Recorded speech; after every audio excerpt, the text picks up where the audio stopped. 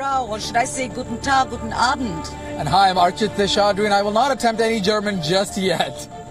We're right outside the German embassy, and we're here to get you all the latest about the German elections. Booths will close at 6 p.m, and we're soon going to know who the next German Chancellor is. We're going to be talking to guests here and talk about the international issues, the domestic issues, and how India may be impacted by the next German Chancellor. For the next 2.5 hours, we're going to get you all that there is to be covered about the German elections live from the German embassy in New Delhi. Continuous coverage only on WION. Keep watching.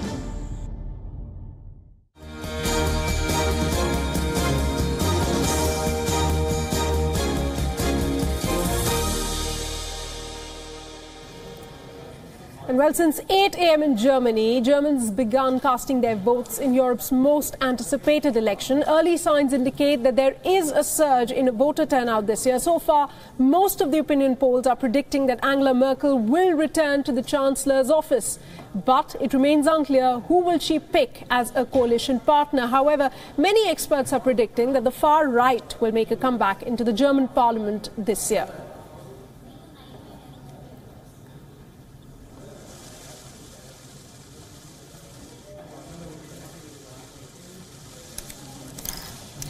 All right, and to talk more about this, I have with me in the studio Ambassador Gurjeet Singh, former ambassador to Germany. In fact, he's just returned in April this year, and he's also written a book on Germany. Thanks, Ambassador Singh, so much for joining us. Everybody is talking about Angela Merkel's comeback, fourth term as a German Chancellor. But is that the big story that you see coming out of the German elections, or is it the conundrum that she'll follow in terms of getting the coalition partners? Well, I think both are right, because the fact that Angela Merkel is going to be back, which now seems to be a poll certainty, I think is a very important message, because still just a few months ago, Europe was in ferment, and people thought Europe is turning strongly to the right and the leaders could be toppled. So that certainly the wave seems to have stemmed. But you're right, it is not only the return of Merkel, but Merkel in what form? And that, I think, is more important than the return of Merkel at this stage. Right. Ambassador Singh, we'll take a brief moment over here and take a quick look at who are the candidates in this German election. Of course, there's Angela Merkel, there's Martin Schulz, but there are many others who are vying for the Chancellor's post or for the numbers in this election to get into the coalition.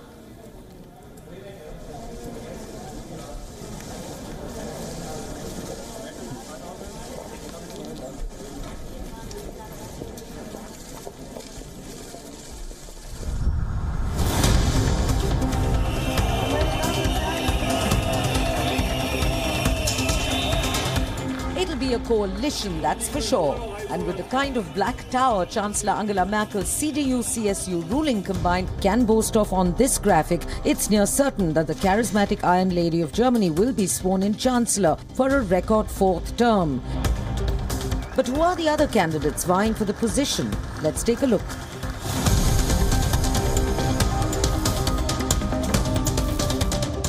Chancellor Angela Merkel's Christian Democratic Union CDU is represented in all states or Länder of Germany except one. It rules Germany in a combine with its cousin party, the Christian Social Union, which is present only in the southern Free State of Bavaria. And the parties are in a grand coalition with their big rival, the Social Democrat Party, at the centre. Consequently, the CDU-CSU union, as it is referred to, has two candidates for Chancellor, Angela Merkel of the CDU and Joachim Herrmann of the CSU.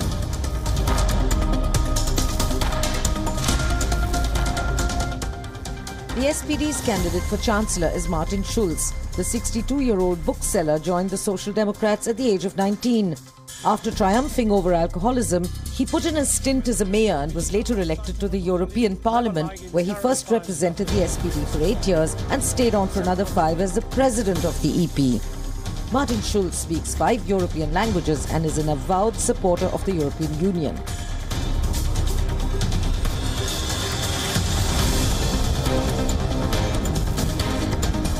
Christian Lindner, he's the young hip face of a party that was ignominiously shunted out of parliament at the last election.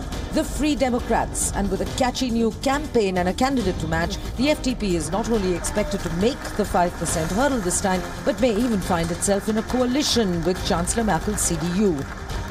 Lindner is 38 and a graduate of political science who more than knows how to work the media. He's married to the deputy editor-in-chief of Europe's largest daily.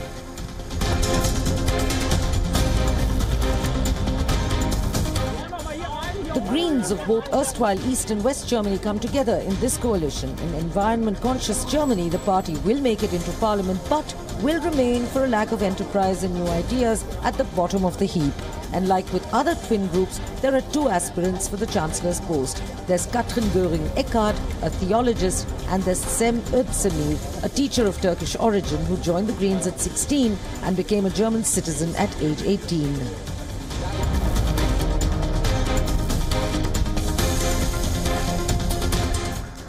Theirs will be the most controversial debut of all, but enter the parliament they will, beating all smaller parties, some say even the FDP. Right-wing Alternative für Deutschland, Alternative for Germany, will be fielding 77-year-old lawyer Alexander Gauland and the young and outspoken Alice Weidel.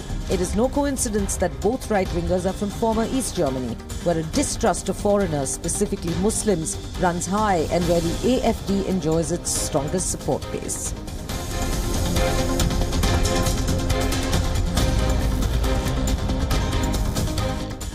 And finally, the left. The German economy is on the upswing. Exports are booming. Unemployment is down. There are other problems, of course, but surveys still show that Germany seems in no mood for socialism right now. The twin outfit comprising of former East and West German leftists are expected to make it to parliament, but will languish right at the bottom. Their candidates are former social scientist Dietmar Bartsch and the erudite graduate of literature Sarah Wagenknecht.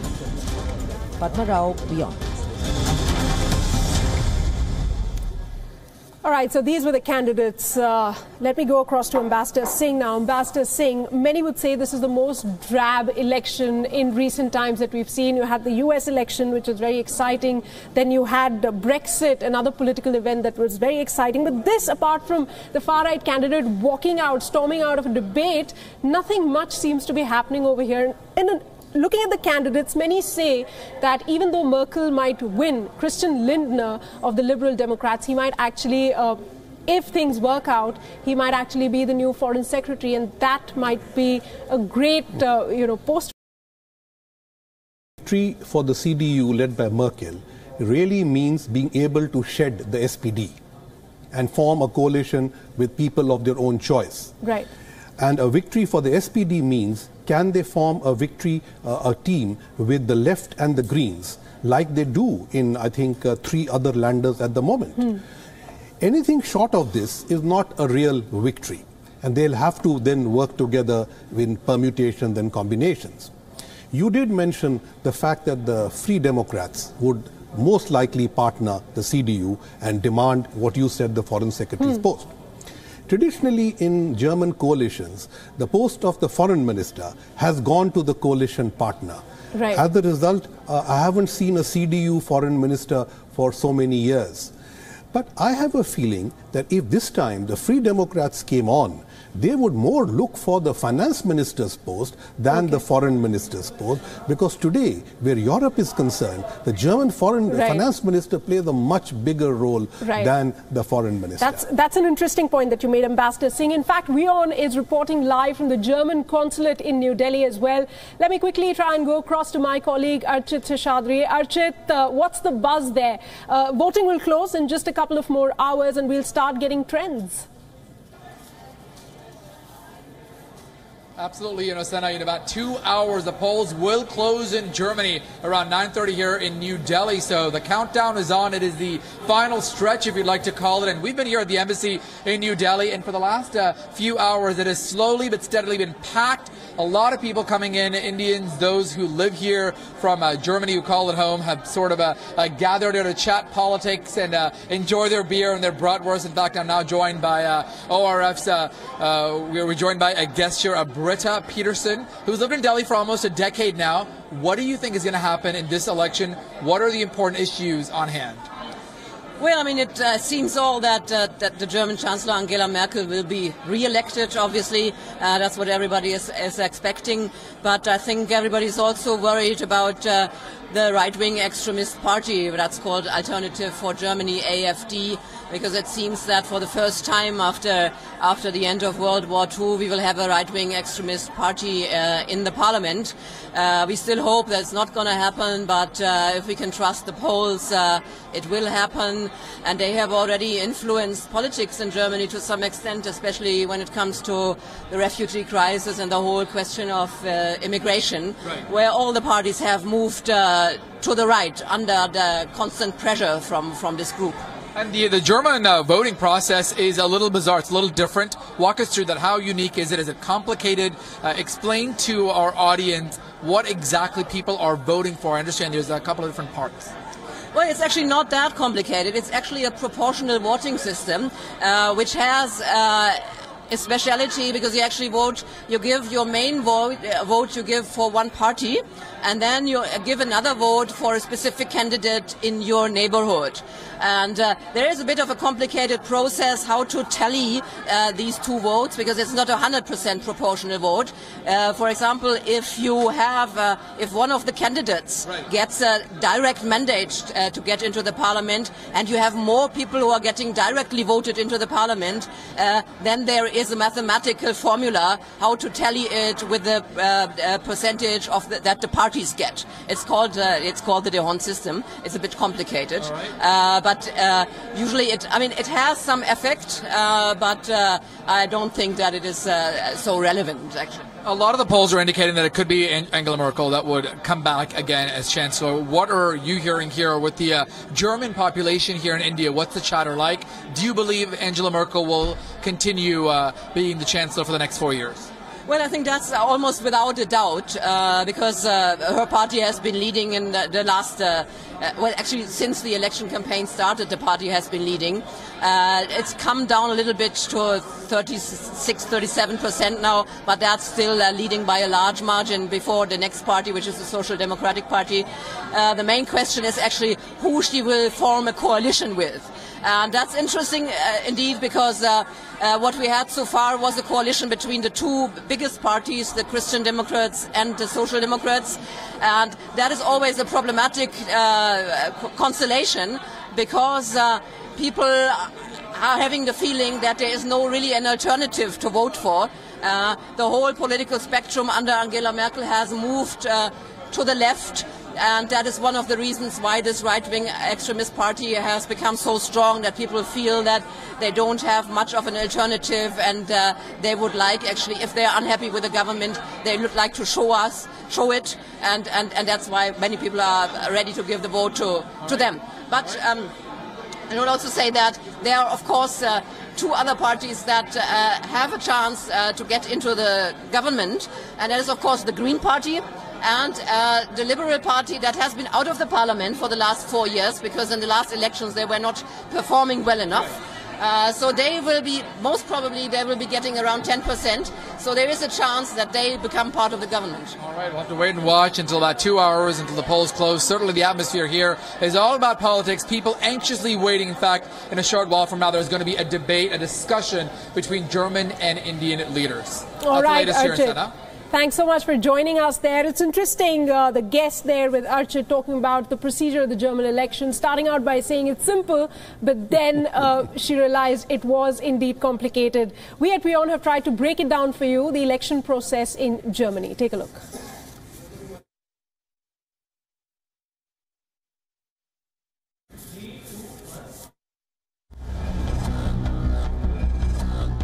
It's a big Sunday in Germany. What's happening? Election of Germany's 19th Bundestag, or its parliament. And when? The polling booths are going to be open from 8 a.m. to 6 p.m. on Sunday, the 24th of September. And how many voters? Well, the eligible voters total about 61.5 million, and that's down by 400,000 since 2013. And how many seats? There's a total of 598 seats, 299 earmarked for the districts and the rest for political parties. And why do the Germans have 2 votes each? The first vote is to choose a district candidate. The second is to choose a political party. And must the 2 votes go to the same party? No. And what does it take to make it to German parliament? The parties must win at least 3 district votes, known as the first vote, or at least 5% of the overall second vote. And what happens next? 299 candidates with the maximum district votes will enter parliament directly, while parties will receive seats proportionate to their win percentage. For example, if a party wins 50% of the total number of votes cast, then it gets 50% of 299 seats. And what's an overhang? If a party wins 110 district seats and 100 proportionate victory seats as an example, it gets a total of 110 seats. But what about the others? Other parties get levelling seats, in this case, each an additional 10% of their victory percentage. And what's unique? That the German parliament can be larger or smaller than 598 seats given the overhang and the levelling. Padma Rao, WION. Right, here with me in the studio is Ambassador Gurjeet Singh, former ambassador to Germany. Ambassador Singh, it's interesting to note about the challenges of that Angela Merkel now faces. Her economy is doing well, her relations with France are well, even as Brexit negotiations are going on. If she comes back to power, apart from getting together her coalition, the one that she can work with, what's going to be top on her agenda? I think she will need to reinvent herself. After all, she has very clearly reinvented herself as a candidate. 6 months ago, her campaign looked tired and the SPD looked on top. But she has slowly clawed back and shown that she can do things in a fresh manner. So people today have a renewed sense of confidence in her. This renewal needs to go to a wider German renewal. So this is where the coalition comes in. Will you have a new coalition which will contribute to a new education system, a new digitization, a new investment in infrastructure, for instance, and better rights for people, particularly better opportunities for young people, for women, all of which she has shown positive signs of doing. Right.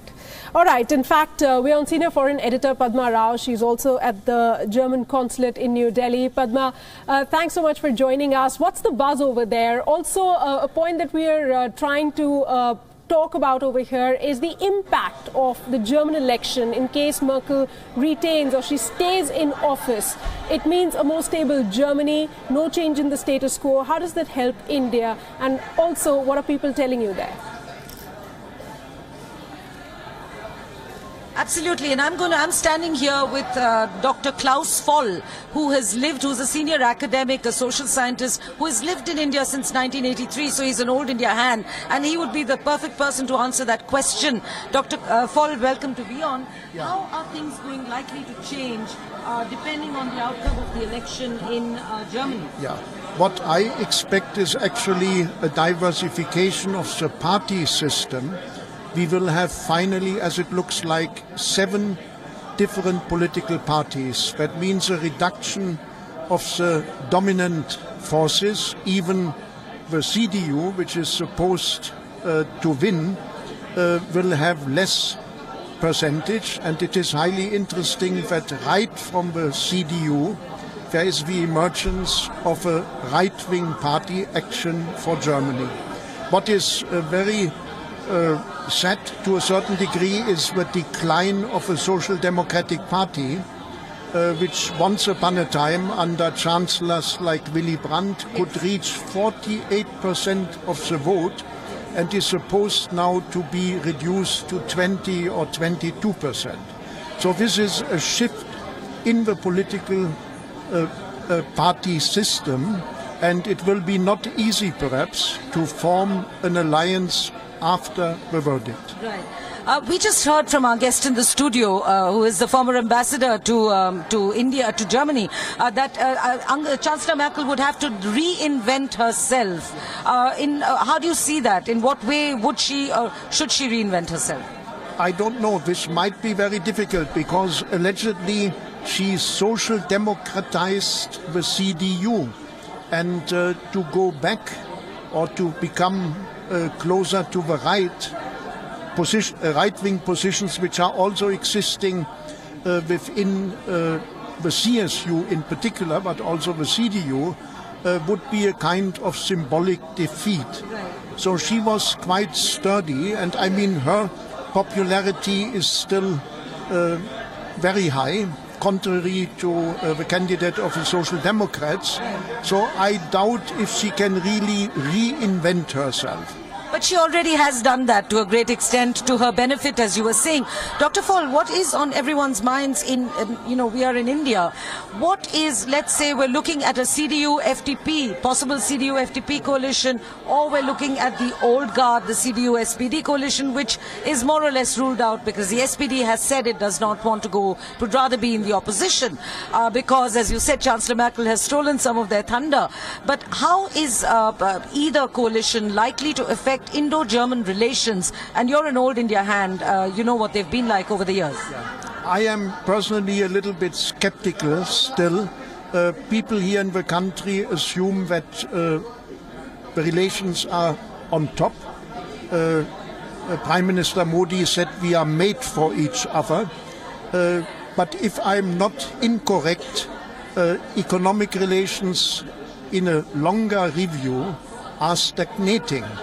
And I personally would wish, I'm critical vis-à-vis Germans in this regard, would wish a real curiosity of the Germans present in India to see India as an interesting project where one could use all the expertise existing in Germany. But basically, Indian foreign policy is focused on the strong nation states. If this is a good attitude is another question.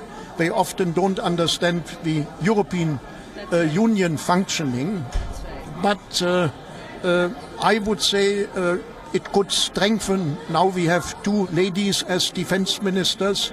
I had the privilege some years back to speak to India's new defense minister. So could be at a personal level that the relations will improve. But I would say India deserves more attention from Germany than in the past.